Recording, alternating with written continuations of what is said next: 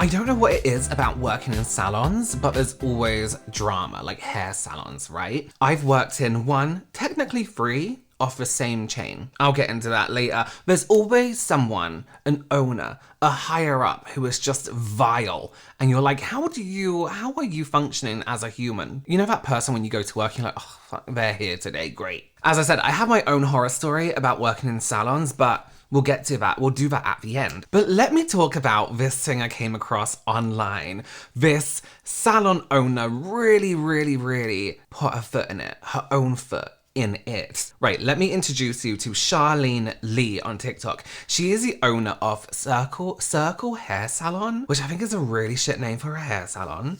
What's hair got to do with circles? And she does like hair education content, right? So she'll be like, oh, your hair's curly? Let me show you how to make the most out of your curls. A lot of curly hair content actually. But then she also gives advice on like the industry and working in the industry and being part of the industry. Anyone who wants to work in like a salon environment, right? And then some like poorly acted like skits that also are part of an actual thing that's happening. It's weird. I just checked the perm. Yeah. I actually fucked up. What? It's been over 20 minutes and it's still straight. What? The perm is straight after 20 minutes? Yes. Yes. Put your glasses on. Oh, shit. Fucking fuck it up. Oh. Happy with it? She looks super bloody cute, doesn't she? There's also like this really weird, what seems like a sales pitch going on her TikTok. Again, I'll talk about that later. It's giving like MLM vibes, even though it's not. I got food in my tea. No, I haven't eaten. Okay. So she recently posted a TikTok all about people who are unhappy in their situations, their apprenticeship situations in their current salon. Now, apprenticeships, at least when I was growing up in the beauty industry, was 100% normal, right? Low paid, you'll start sweeping the floor, making coffee for clients, washing hair, rinsing color, mixing color. You'll start off there and then work your way up to be a stylist, a colorist, whatever it is you wanted to do. And I've met some apprentices? Yeah. It sounds so weird. It sounds like a wizard's assistant, you know? I've met apprentices that aren't happy in their role, in what they're doing in the salons. The way they're treated a lot of the time isn't great. So Charlene, being, you know, a salon owner, was receiving questions and messages about people who weren't happy in their position, in their apprenticeships. What should they do? Where should they go? So she posted this. Pay attention to what she is saying. I absolutely love apprentices, but like I said, don't be scared. I have woken up to so many messages about apprentices not getting trained. They move salons. Do they stay with their salons? What do they do? Because there is a lot of salons out there hold their apprentices up. Now, my advice to you guys as apprentices is, one, have that conversation with your boss. Sit down and say, I'm not getting enough training. And there's my husband in the background. We're having our morning coffee. Be honest and tell them how you feel. The coffee, because I can't function about how, oh my God, it's a poor guy here. As you guys know, I have got around about 13 apprentices that have moved salons because they weren't getting trained. Their old boss just didn't have the time. They couldn't be bothered. They didn't want to invest in your education. So if you feel that you are one of these apprentices not getting the training, you want to move up, if you are a second year like this beautiful girl, she's scared to move salons, but I'm telling you, move salons, but make sure when you move salons that you must ask about what sort of education they provide to you, that you put in the hard work, because you guys need to catch up. Education is the key of growing, and if you are scared and uncomfortable, that is fantastic, because that's how you grow. So good luck, go smash your goals. So she's given advice. She's basically saying, If you're not happy where you are now in your apprenticeship because of the way you're being treated, what you're doing, you're not getting the education you need, that's the point in your apprenticeship, then quit. I know it's scary, but quit and then go to a different salon. But look into what kind of education you're going to get from that salon. Know what you're getting yourself into a little bit more. People were commenting like, thank you, Charlene? And, she was responding, pleasure, whatever, whatever people reply. One comment, however, I bet she wished she didn't reply to. A comment from a user named Brock said, I worked in a fast-paced salon as an apprentice. The boss was extremely motivated, but never invested in me as a stylist. I was let go because I took too long to pick up lunch every day. Shameful. Charlene responds to this, oh my god, you're kidding me. Now little did Charlene know, Brock, the person who commented this, is an ex-employee of hers. An ex-apprentice of her Circle salons. And he responded to her comment with a video. This is what he had to say. This is such a trap. He's like, I got you. Hi, Charlene. Actually, no, I'm not kidding you. It was you and Circles who let me go. You were the first person to offer me an apprenticeship and gave me an unpaid trial of 2 weeks, which is illegal. I never received a lunch break because I was so busy picking up your lunch and the lunch of all the other senior stylists, which is illegal. Eventually, you did decide that I wasn't the right fit for Circles because my aunt had died, and then 100 days afterwards, my grandmother had died. And then when I texted you that morning to tell you that my grandmother had died, you said, so I guess you're not coming in today. And when you decided to fire me, you can't just fire apprentices. It's a mutual agreement between the owner and the apprentice. And actually, I was 16 at the time, and you did that without my parent or guardian present, which is illegal. You talk so much about caring about your apprentices and your staff when you're driving a Maserati and living in a fucking multi-million-dollar house, when actually the salon that you have built is on illegal activity. I'm sorry, mate. You're not a good boss. Join your union. Know the rights that you have as an employee. And your boss never has your best interests at heart. So we have an illegal 2-week trial, right? Listen, and I get like probationary periods, like paid, like a month probation. I get that. You need to check that the person you've employed isn't an asshole and they get on with everyone, right? He spends so much time getting everyone else's lunch that he didn't have time for his own lunch. And again, I do understand the boring jobs, making coffee for clients, washing hair, but these are all jobs that make the stylist job easier to accommodate their customer. Sometimes it verges on hazing, you know what I mean? It's like, yeah, you have to get 100 lunches before we have any respect for you.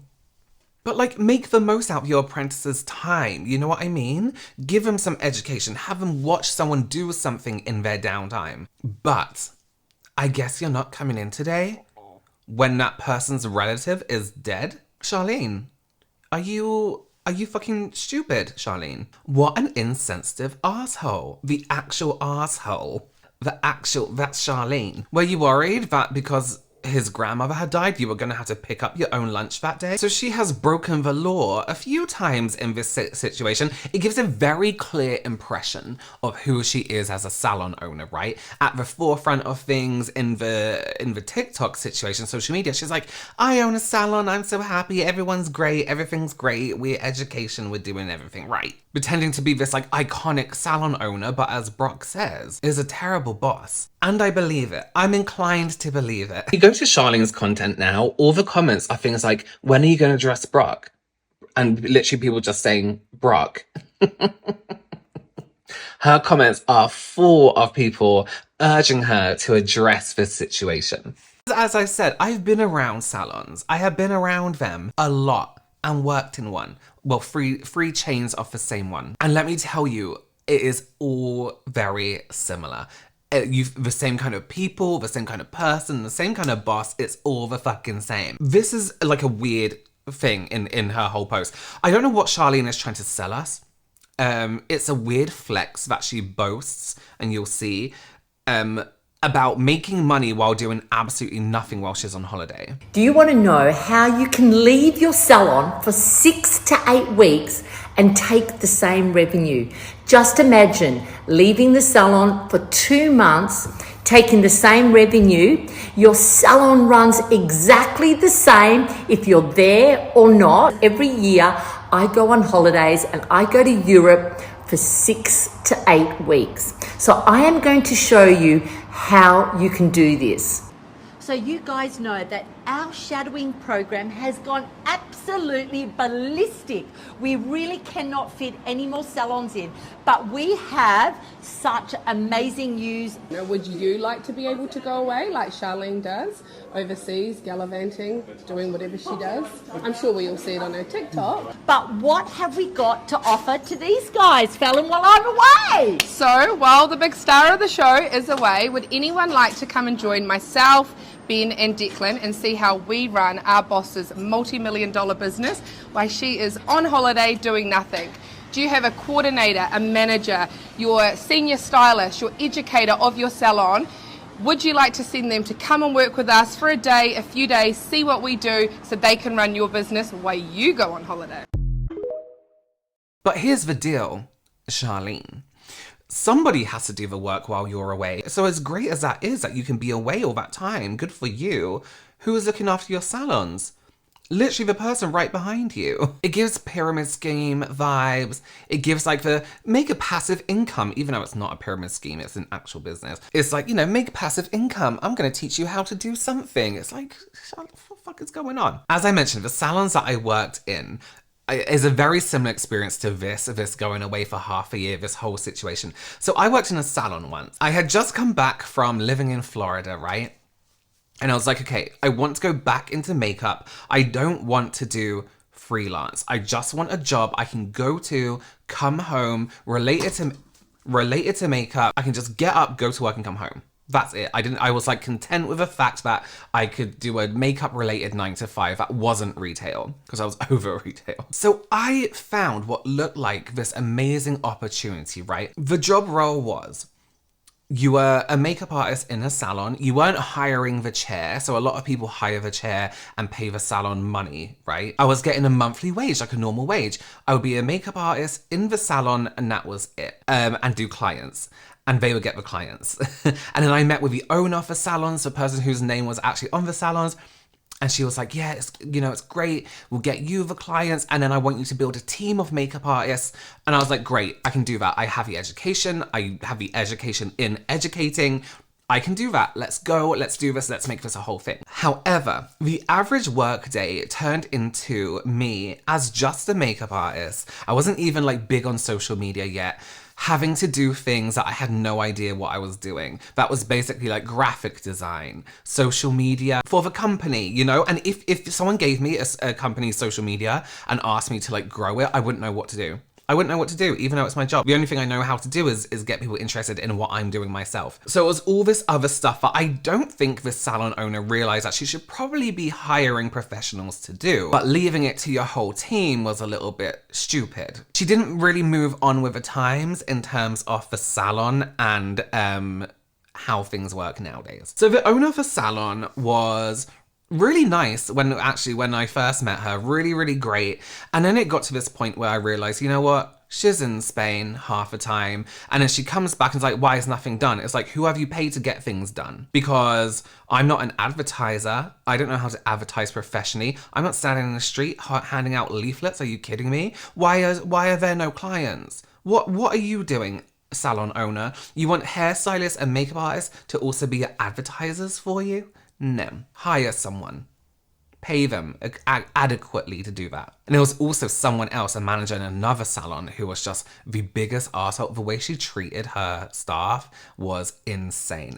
But they were trying to get this whole makeup part of a salon going. And it was just tacky. It was just really tacky, but I didn't really want to say anything. But it was very tacky. The name was tacky. The signage was tacky. It was awful. It was awful. And I did go in and try to change it with some great graphics, actually. And then I quit and deleted all of it off their Instagram. And I will always remember, so we would drive from salon to salon, and I would sit in the salon owner's car, and I will always remember the discussion we had about the future. And I will always remember her telling me that I will never be an influencer, or social media couldn't be my full-time job because it's unrealistic. Let me just 1, 2, 100,000 plaques and 1 million. Oh, what's this? An award for Beauty Content Creator of the Year 2022 or 3? Oh, what's this? A nomination for American Influencer Awards? Beauty Content Creator of the Year International? Oh, what's this? Me in Vogue? Oh, what's this? Me on the British Beauty Council? Now they're half salon, half cafe. So if you're going to work in a salon, or perhaps your child is, they want to venture into the world of beauty, do your homework literally by Googling the salon. Going on different social media platforms, Googling that social media platform, and seeing what comes up. You will be surprised at what you find. Okay, let me know what you think of this down below. Have you ever been treated unfairly in the workplace? No, that's really deep. Let's not do that. That's so deep. Okay, bye.